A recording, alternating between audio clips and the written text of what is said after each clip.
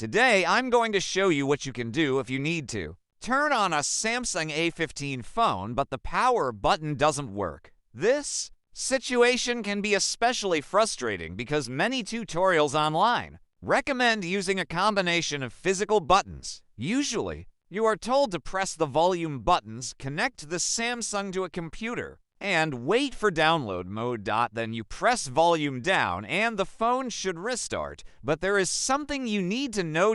This trick is not universal. A newer Samsung software, especially after updates to Android 15 or Android 16, the behavior can be different. So if you tried this method and nothing happened, don't immediately assume that your phone has a serious problem. There is another option that doesn't require a computer. Let's say your Samsung is already switched on, but the power button has stopped working. In this case, simply keep using the phone until the battery becomes completely empty. You can even leave the screen turned on if you want to speed up the process. When the battery reaches zero, the Samsung will shut itself down. And now comes the important part.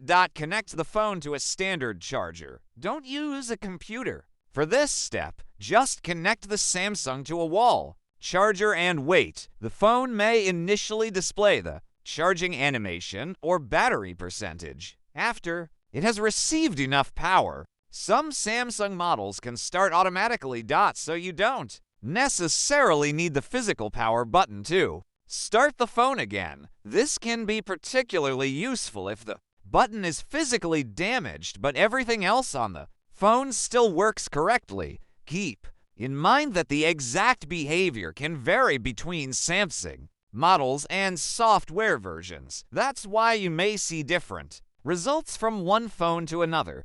But if the old download mode trick doesn't work after an Android update, allowing the battery to fully discharge and then connecting the charger is a simple workaround worth trying. And if you successfully turned on your Samsung this way, tell me your exact model in the comments. Your experience could help someone else with the same problem. If you found this video useful, don't forget to subscribe.